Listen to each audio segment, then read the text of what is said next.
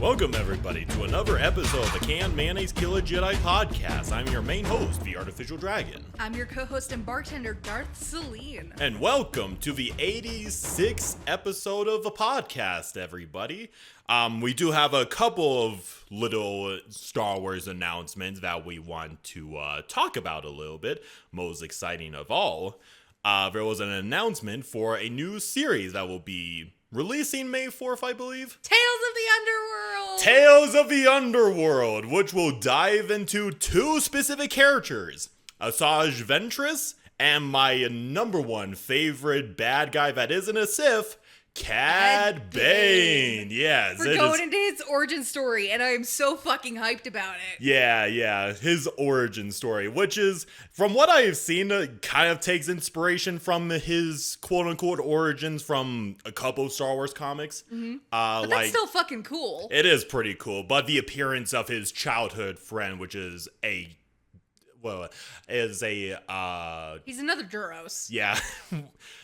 I do not know why I forgot Duros. My brain is not working effectively right now. But yes, it's another Duros named Supan, which I'm not sure if it's the same name of this guy that's going to appear in this story. But yeah, it's pretty cool. It still lines up with what's in the comic. Yeah. That's fucking cool. It is pretty cool, yeah. Cad Bane will always be my favorite bad guy of Star Wars. So it's actually pretty cool that good old Dave Filoni is going to dive more into his backstory. And then we get fucking Ventress being a badass like she is. Yep, going to fight against an Inquisitor and redeeming herself.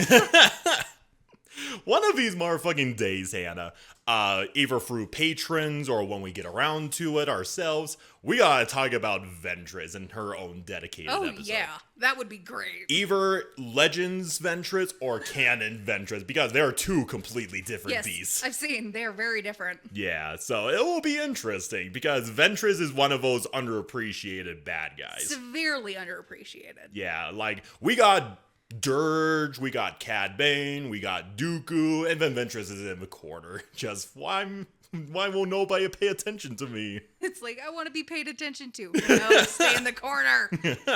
Poor Ventress. But in other news, kind of a little bit of a sadder, well, kind of a late sad announcement. Star Wars Hunters will be no longer available by, I believe, October. Is it, so are they fully canceling the game? I think so. From what I've heard, they're gonna shut down the servers in October.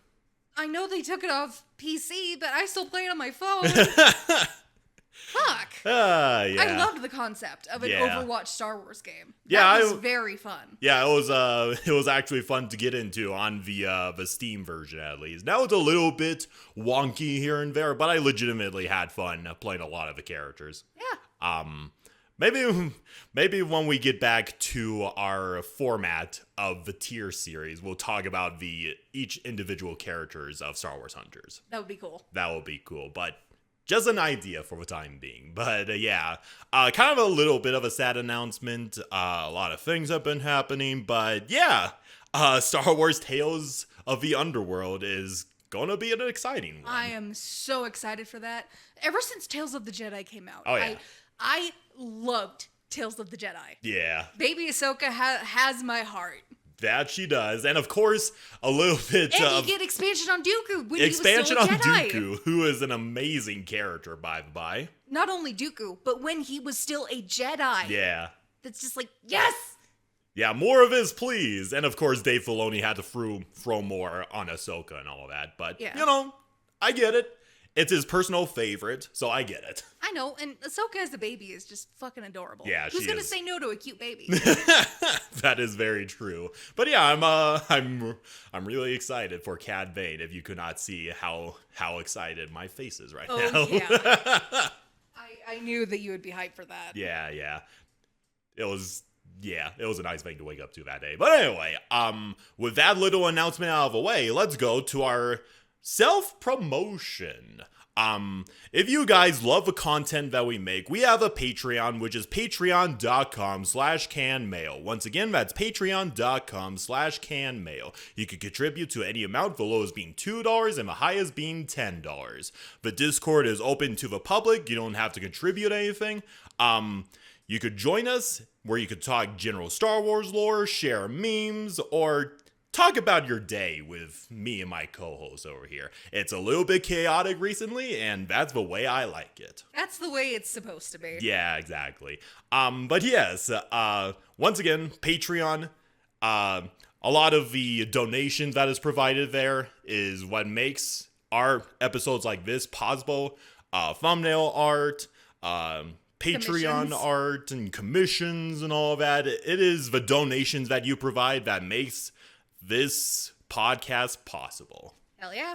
So thank you everybody so much that contributes. Once again, this month's Patreon art piece is You Look Out Drama, and it's the Valentine's Day piece. The very late Valentine's Day Patreon art piece, since I had to take that little hiatus. Yeah, just contribute to the highest amount. The next Patreon piece is in the works, and I hope you guys are excited for it, because I am definitely excited for it. Yeah, I've seen the sketch. It looks pretty promising. Yeah. But yeah, I'm gonna give a shout out to our shout-outing our highest patrons. Yeah, our consulars. We have Alan Lee, Alan Martinez, Balin Forn, Y Wolves, Dr. Emboss, Gobez, Lee Fott, Milo Khalid, Stardust, and Tristan H. Thank you everybody so much for contributing to this wonderful podcast. And I hope you stick around for more content like this. Hell yeah.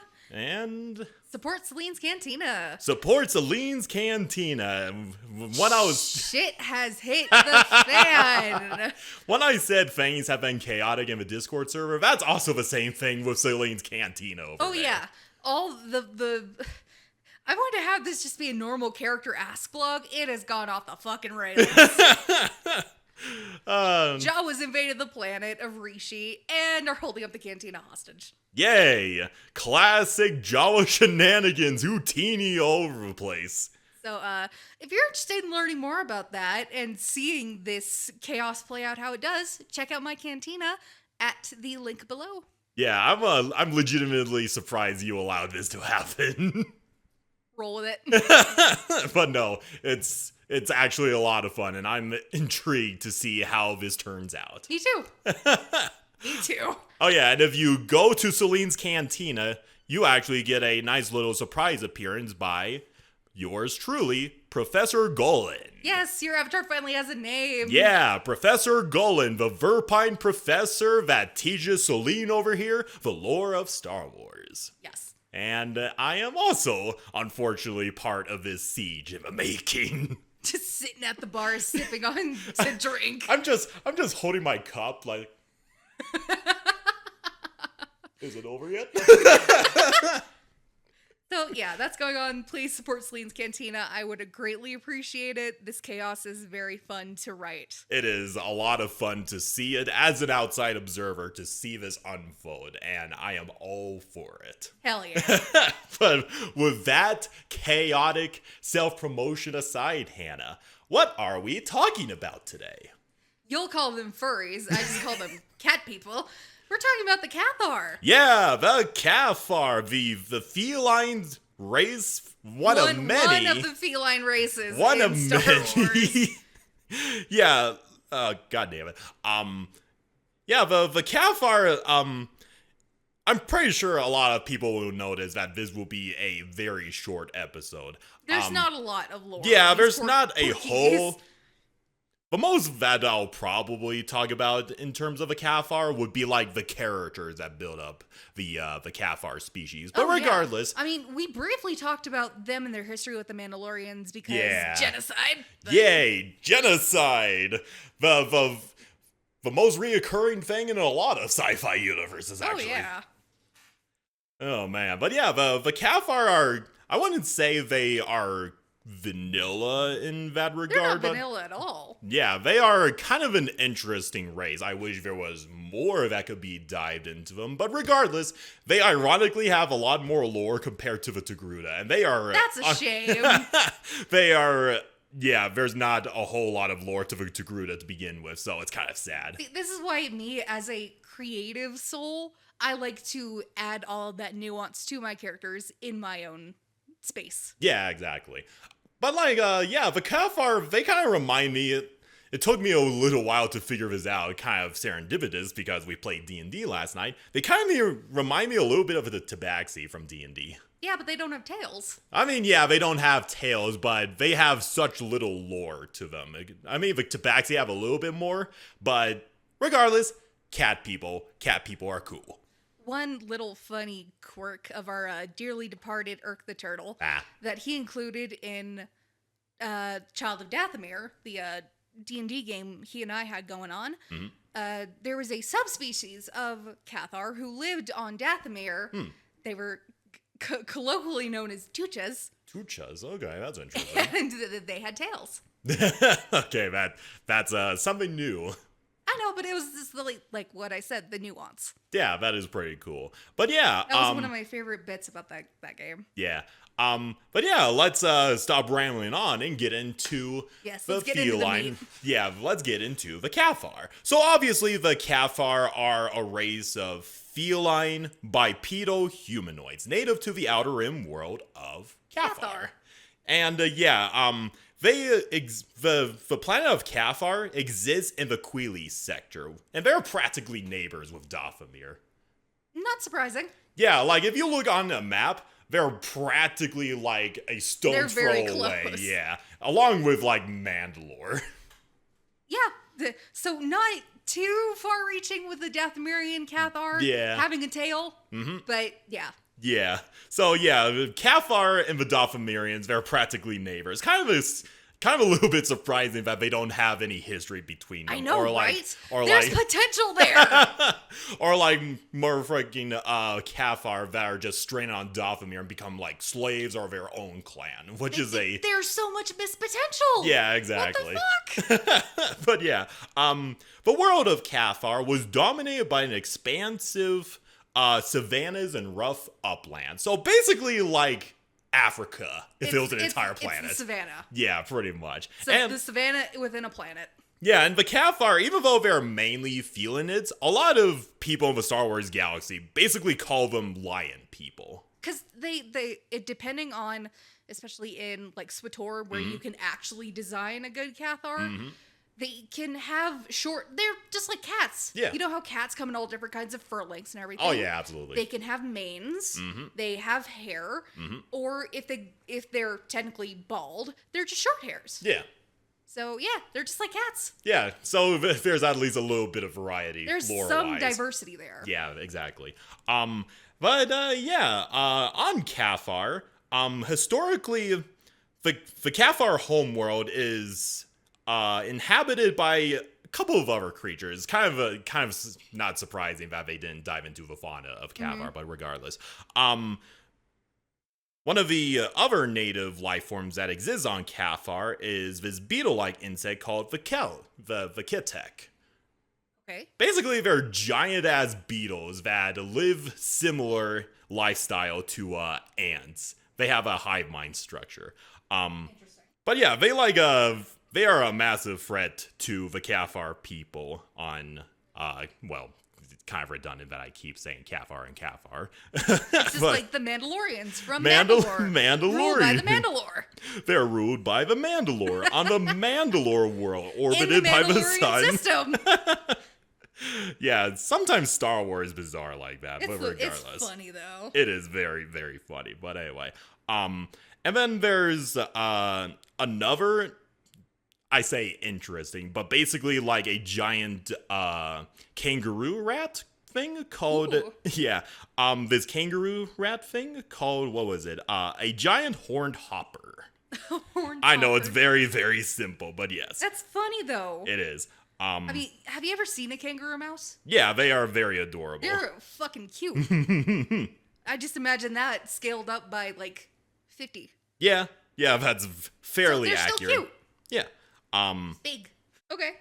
Yeah. That's a big fucking beetle. Yeah, and then they're dominated by a queen who's a big, big bitch. What the fuck? That's terrifying. Yeah. Now for the giant hopper, which is, kind of adorable. It's got horns. Yeah, it's got horns. Kind of reminds me It's not of... scary. No, it's not scary. It kind of... God damn it. What's the name of that horned ungulate thing from the Togruta homeworld? I remember it was in the Tales of a Jedi. The Kaibok. There we go. It kind of reminds me of a Kaibok. Yeah. Yeah, but more rat instead of deer. Yeah, pretty much. But yeah, that's pretty much the only fauna that we know of on Cathar, which is kind of... I mean, something is better than nothing. Yeah, exactly. And the Cathar on their homeworld don't have that much of an advanced civilization. They're tribal people. Pretty much like the Night Sisters of Dathomir, if you think about it. Accurate. But yeah, each one of these tribes are dominated by the elders, who are, classic clan and all that. Uniquely enough, though, they live among cities built on giant trees called city trees. Yeah, just like the Wookiees. Yeah, pretty much like the Wookiees. It's their only place of shelter from all the tomfuckery that goes on in their homeworld. But yeah, the Cathars stand out from other felinid races with their massive manes, which is very lion-like. Well, if you're...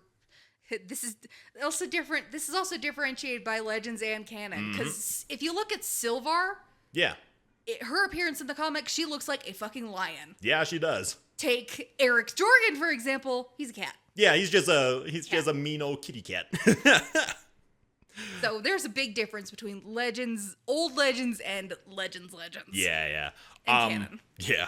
And of course, like a lot of felines, they have retractable claws. Cool. Very, very handy when you're disarmed, so to speak. Or if you just want to slash a bitch, like what Sylvar did. Yeah, Sylvar is a huge badass, just clawing down saucy warriors left and right. I fucking love Sylvar. Yeah, she's pretty badass. They kind of average in height from like 4 feet 11 inches to 5 feet 11 inches. Oh, that's surprising. Yeah. And it's usually the females that are the shortest of all of the Cathar. That sucks. You would think that they would be faster and stronger. I mean, it kind of makes sense because if we look at the comparison with African lions, usually it's the male lions that are the larger and stronger, while the females are the faster ones. Yeah, true, but females also hunt. Yeah, they do the majority of the hunt, yeah. Yeah. But anyway, and their lifespan is pretty much similar to humans. Like they're just furry humans. They're just furry humans. Yes, I know. I'm gonna be talking about furries every once in a while in this episode. But anyway, yeah, just children 1 to 11, so on and so forth, and they can live up to 89 years. They're considered venerable if they live past that, which is as most people are when they reach 90 to 100. Which I gotta imagine is a huge rarity on their primitive homeworld. Yeah. Yeah.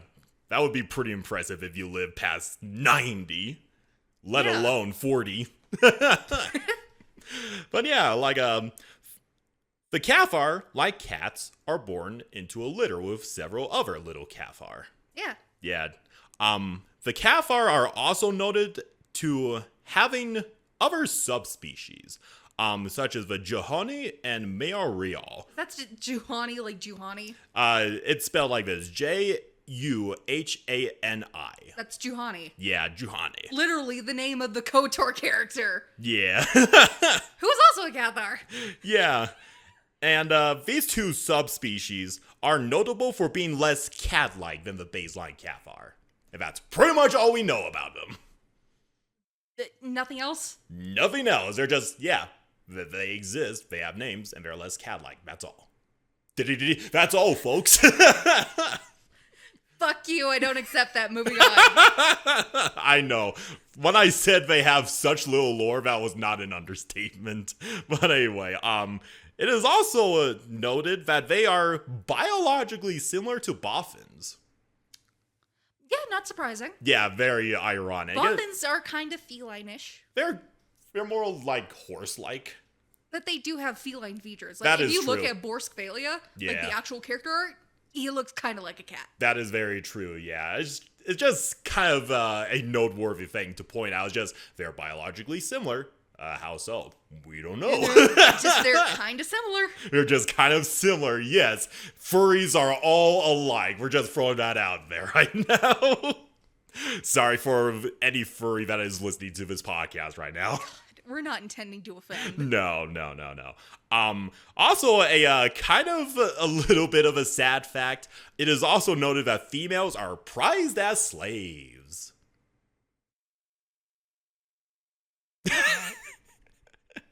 Whereas males are generally regarded as too uncontrollable for slavery. No fucking shit.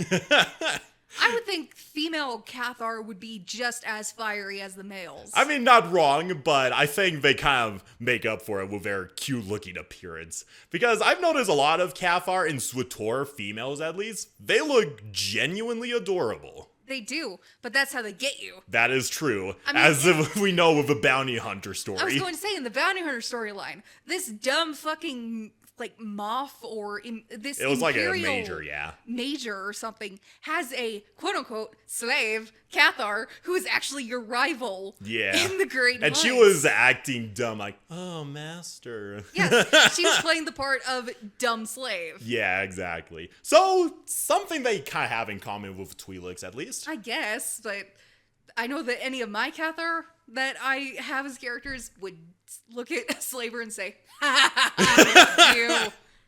I'm gonna kick your nuts in. Yeah, I know. So biological appearance aside, let's talk a little bit about their society and culture. Okay. As much as there can be, at least. Anyway. Not a lot. Yeah. The Cathar are known for their high moral values, learned from both their family and society. Loyalty. Eric Jorgen in a nutshell. Yeah. Loyalty, passion, and temper are all characteristics associated with the Cathar, making them both great warriors and efficient hunters, which is something that modern-day lions would know about. Well, yeah. Yeah. Stories of their heroes are often carved into the trunks of their city trees for future generations to remember. That's cool. Yeah, it is pretty cool. At least if you go to Cathar. Their native language is called Catharese, which is characterized by some words spoken with a growl. Yeah, makes sense. They probably talk like Trandoshans. Yeah. Yeah, I could see that too. But, goddamn. I know I said the name of the subspecies earlier, but the Cathar character from Cathar, what was her? Juhani, yeah. Like you could... She has an accent. Yeah, she has that particular Catharese accent. Yeah. So you have a good reference for what that sounds like. Yeah. Juhani's one of my favorite characters from KOTOR. I'll have to trust you on that because I am yet to get to, let alone off of Terrace. You'll get off of Terrace soon. Yeah, exactly. The Cathar are monogamous, meaning they mate for life, which is so ingrained in their race that when the other mate dies, the survivor would never find a relationship with another. Take example from when you reunite with Eric Jorgen. Yeah. In Knights, and when Sylvar's husband dies. Mm-hmm. We'll get to that little thing in a little bit. But if you've seen the XR Coon episode... I'm just pointing out examples. Yeah, I know. Yeah, it's... I mean, they're all about honor, but I think that's another thing that I genuinely respect the Cathar for, is that they mate for life. And that's just a huge commitment that any man could relate to. Well, not any man, but a good amount of good men relate to. Yeah. It's just like emperor penguins. Yeah, exactly. And they participate in a ritual which is called the Blood Hunt, in which Cathar warriors individually engage in combat against an entire nest of Cadillac to gain honor and purge themselves of their inner darkness. Okay, I'm not sure when we'll get around to reading the actual comics for XR Coon, Yula Caldroma, and all that. That'll be hard to even get our hands on. Yeah. When Sylvar was trying to purge herself of her inner darkness alongside her, there's this Twi'lek character, I can't remember his name off the top of my head, but both she and him went on a blood hunt, and she goes in, claws swinging at this entire hive. Well, especially because that was probably after her mate died. Well, 10 years after, yes. Yeah, still 10 years after her mate died. It's like she's been holding that in for a long ass time. And she's just letting loose, just clawing all these insects to shreds. Must have been satisfying. Not satisfying to her, unfortunately. Damn it. Because they aren't Eulachaldroma. But anyway, we'll get to that. True. But anyway, despite their natural tendencies being in opposition to the Jedi Order, you may notice that a lot of Cathar are Jedi. Well, no fucking shit. I have a Cathar Jedi. That is very true. And along with a lot of Cathar joining the Republic military as well. Eric Jorgen being one of them. While the Cathar do seem to have deep ties with the Jedi and the Republic, interestingly enough, their homeworld isn't a member of the Galactic Republic. No, they're stuck in the Mandalore system. Yeah, pretty much. They're stuck in the Empire. Yeah. And thus, they are outside of Republic space. Though its most prominent role would come in, well, the invasion by the Neo Crusaders. Yay! Genocide! Yay! Genocide! The Mandalorian Neo Crusaders, led personally by Cassis Fett, the ancestor of Jango Fett. Yep. And basically, they decided, those motherfucking furries, they rocked our shit in while we were teaming up with XR Kun. Kill the furries! Kill them! Like, they kind of made up this excuse that they saw them as very good and honorable warriors. So they were like, all right, we're going to test ourselves against them. How are we going to test them? Bombard them from orbit! And then run the survivors into the ocean. Yeah, pretty much. That's not honorable. Well, it's honorable to the Mandalorians, apparently. Well, the Neo Crusaders, that is. Fuck you, Neo Crusaders. And approximately 90% of the entire population of Cathar was just genocided by the Mandalorians. Yes. But there was a 10% chance, or a 10%, yeah. And then they left and made colonies. And also kind of an interesting detail that I came across, despite being like a tribal society, apparently they had like ships and space stations and all of that, which I think is kind of interesting since they're a tribal society. But regardless. But they also had colonies on other planets. That is also true, yeah. I just think that's a little detail that stuck out to me. Yeah. Anyway, so yay, genocide by the Mandalorians. Okay. Of course, it's also an important event where Revan and his Revanites go to Cathar to investigate because, they're like, okay, we need to find... where Revan gets his mask. Yeah, and that is exactly where Revan gets his mask. And of course, the Jedi aren't so keen about joining the war against the Mandalorians, but obviously they can't ignore that crime the Mandalorians made against the Cathar. Yeah. So they're like, okay, you do you, Revan. Just don't get us involved. Oopsie whoopsie. Oopsie whoopsie. Oopsie whoopsie, I just did a war crime. But yeah, after that, it is said that the Cathar won't fully recover from this near extinction until the time of a galactic civil war nearly 4,000 years later. Yep. Yay. And if you're curious about how the Mandalorians think about this, they don't care. They just thought, if they couldn't defend themselves. Well, interestingly enough, there is one Mandalorian historian that threw his own thoughts on the matter. Really? Quote, everyone's got some serious dirt in their history, ma'am. In the days of the Old Republic, we Mandalorians wiped out at least one sentient species just to prove that we could. The Cathar. Are we ashamed of that? I hope so. Good. Yeah. Good. That's like... What do you think Candaris Ordo would have said? Yeah, it's a kind of an interesting thing to ponder. Yeah, it does make me wonder, what would have Candaris Ordo thought of the genocide of Cathar? I'm going to give him the benefit of the doubt and say that he was kind of ashamed of it. I hope so. Yeah, because Candaris Ordo is legitimately like a very Candaris is actually a good Mandalorian. Yeah, he is. I've only encountered him like a couple times, but he's kind of a boss. I love him. Yeah. And he loves to tell you war stories. Oh yeah, absolutely. By the way, he does a little reference to encountering Yuzheng Vong. Oh shit, I need to find that. Yeah, it's kind of unconfirmed, but it's pretty much like, yeah, it's confirmed that's Yuzheng Vong. Yeah. Yeah. Oh, random Star Wars fact. Candaris Ordo saw Yujing Vong. Fucking what? So yeah, they kind of were scouting about in the Old Republic area, but we're getting off topic That's right funny, now. Yeah. And of course, during the events of SWTOR, many Cathar would aid the Galactic Republic, and some clans have settled on Ord Mantell. Though when the conflict was renewed between the Republic and the Empire, their support for the Republic slowly diminished, in small part to the discovery of Cathar political prisoners being covertly imprisoned on Belsavis by, the Republic and all that. Yep. And of course, what was it? Was it the agent that finds them? I cannot remember. Or is it just one of those side quests that you could do as any It might be player? a side quest, but I do remember having to save a Cathar representative or senator in the Trooper story. Yeah. So, But yeah, this incident would be leaked by the Imperial non-humans relations to tarnish the Republic's alien relations, causing more aliens to join the Empire.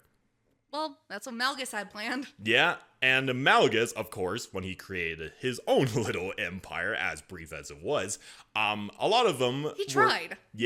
And a lot of Cathar clans joined his ranks. Yeah, I saw that. Yeah. And then, kind of a little bit of a throw-out, since we mentioned Yuzhang Vong earlier. Apparently, they invaded Cathar. The fuck?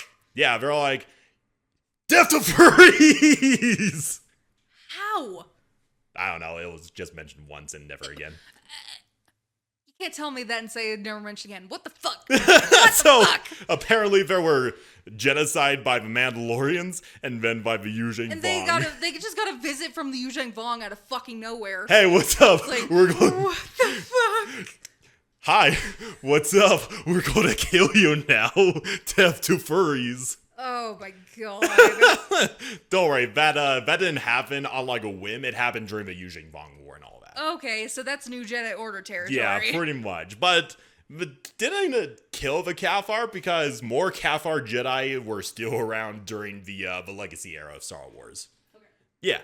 So that's pretty much all that we have on the history of the Cathar. Okay. Like I said, the lore is There's small. nothing.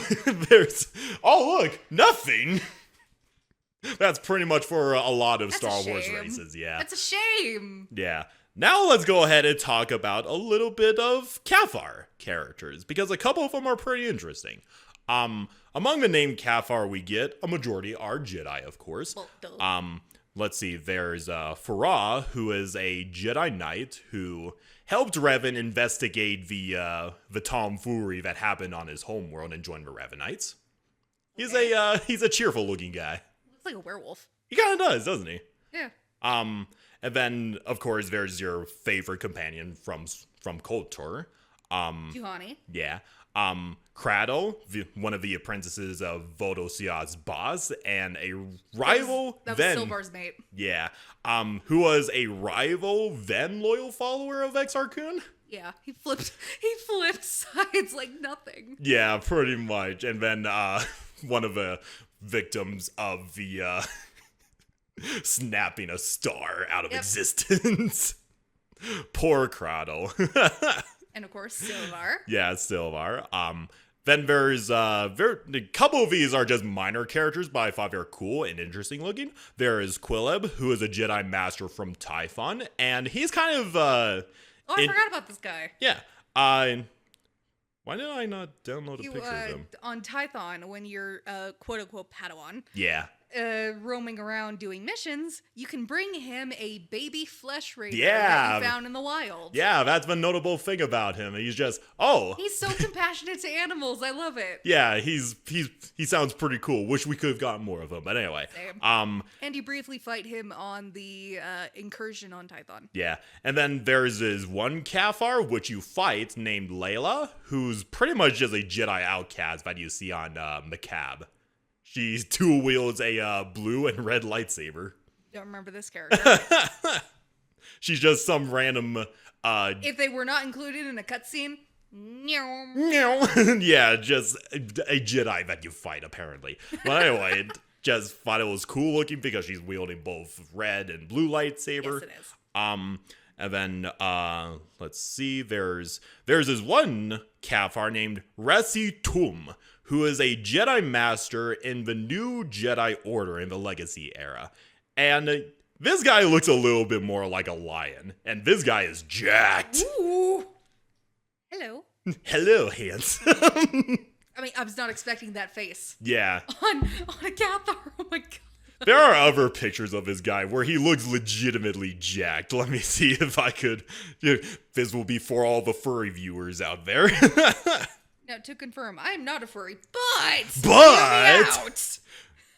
Just had Markiplier me like swipe, pass, smash. No, this is just hear me out. Hear me out. Okay. Let's see. Tum. He's actually a triplet of other Cathar Jedi, and all of them look equally jacked. Ooh. Yeah. But I'll show you pictures of Rusi. Oh yeah, he's massive as well. He is a massive dude. There we go. Look at him.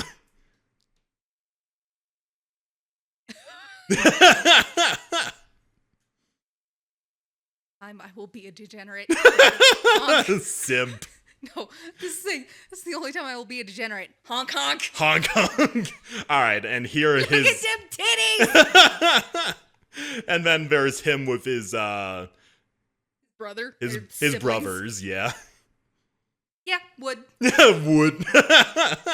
Got a lot of aspiring furries in this episode right now. Well, let me see. Who is next? And then, of course, the most famous and most badass of all is Silvar. Yes, Silvar, my queen. Yes, queen. Yeah, she's pretty cool, and it's actually kind of interesting that we dived a little bit more into her character arc, because like the first time we ever encounter her, at least in the comics, she fights Exar Kun and actually gives him a big ass scar. Yeah, he has one of the most notable scars on his face is from Silvar. Yeah, which I think is so cool. Yeah, it's a mark that he is never going to depart with. Nope. Aside from the Sith mark on his forehead. Exactly, yeah. And then, of course, Silvar, she's got Cradle, who's her husband, and she is so dedicated to the Jedi Order that when she found out Cradle betrayed the Jedi Order, she basically scratched him. It's like, fuck you! Oh. Divorce! Yeah. Cathar might have partners for life, but yeah, even Silvar was like, fuck that. Like, you went to the dark side. Scratch. Yeah, pretty much. Like, quote, and then not long after, yeah. Quote, my people, the Cathar, made for life. I will never take another. So I have devoted myself to the Jedi way, to being a soldier of the Force. Aww. Yeah, soldier of the Force. Bad juju for the Jedi Order. Yeah. Like, that's a Revan waiting to happen again. Yeah, exactly. Yeah, like, she rejected her lover, wants to go on a revenge quest against Exar Kun. He's technically dead, so nothing... And she didn't fall to the Sith. No, she did not. But she did fall closer to the dark side because she became so obsessed with, that little bit of closure to take revenge for her mate and all that stuff. Well, yeah. The only person alive that she could set her vengeance on would be Eula Kaldroma, and he's technically cleared of his crimes. Technically cleared.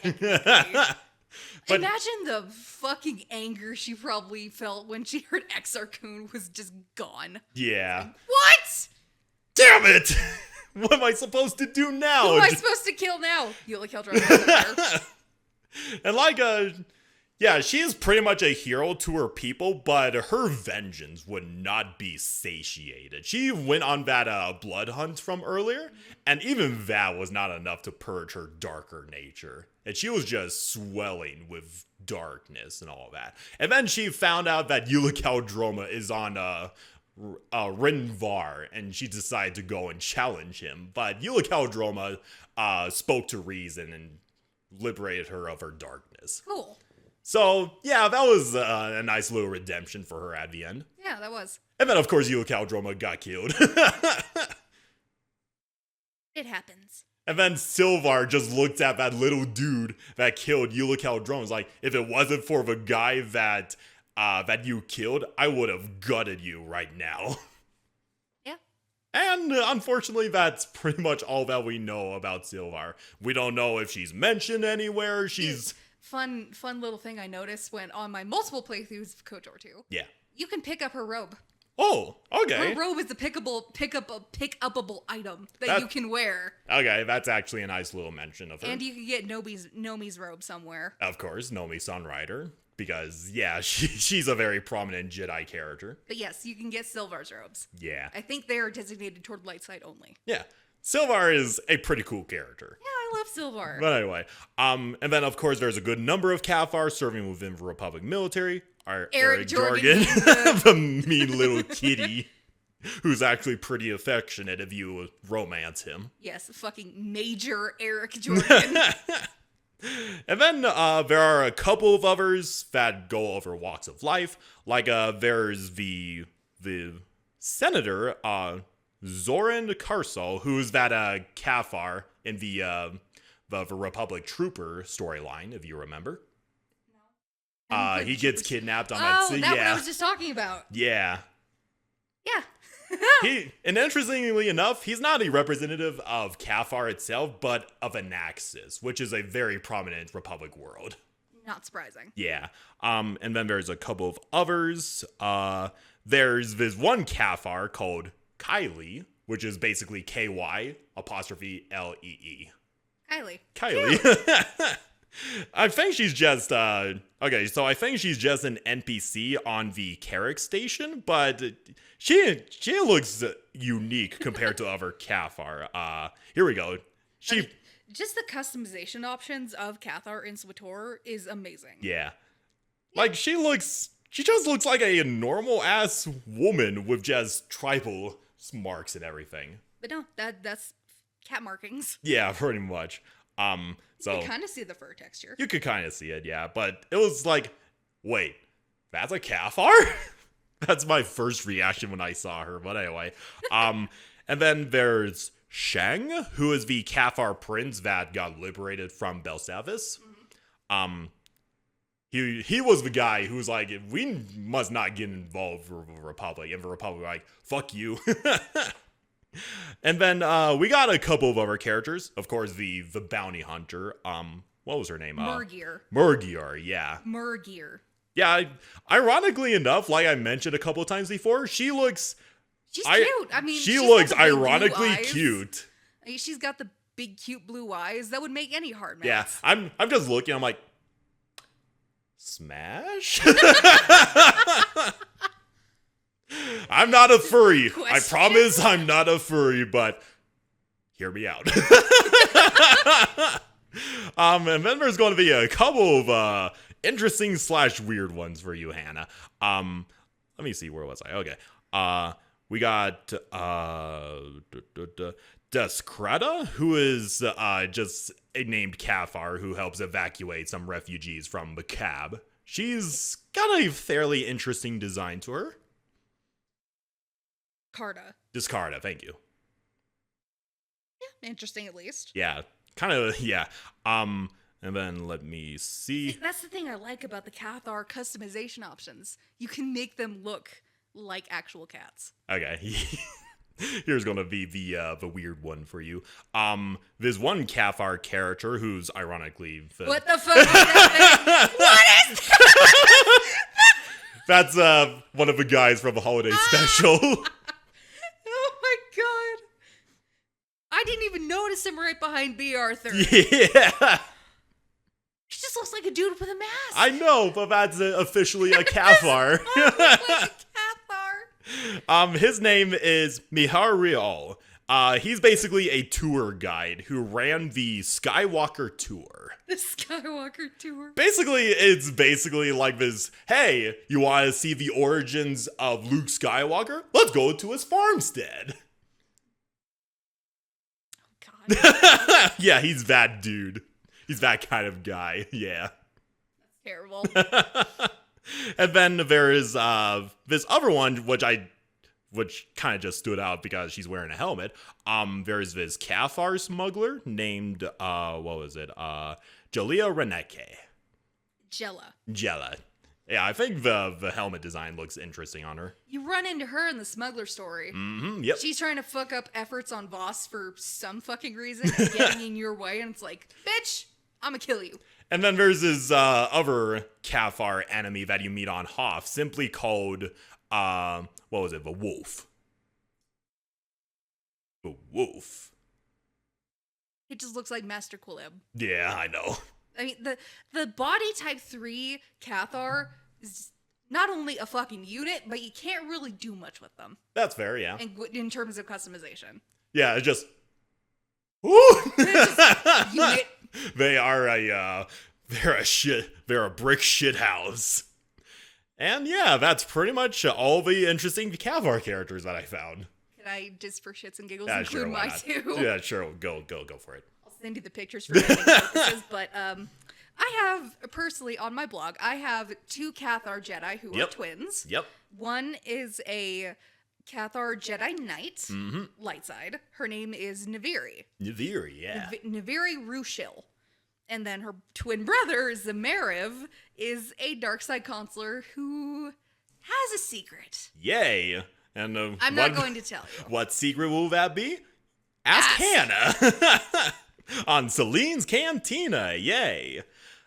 Just for the lulz, I'm going to real quickly look up what the Cathar are like in Star Wars 5e as a, playable race. Mm-hmm. I wonder if they're a little bit similar to... Now I want to make a Cathar character. Yeah, that would be fun. That would be a little bit fun, yeah. Dexterity score increases by 2. Your charisma increases by 1, of course. That's not bad. Yeah.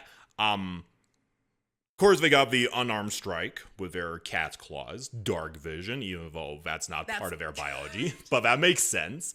Well, it's just like taking a tabaxi in 5e and just slapping it with Star Wars. Pretty much. And then there's Leone agility. Your reflexes and agility allow you to move with a burst of speed.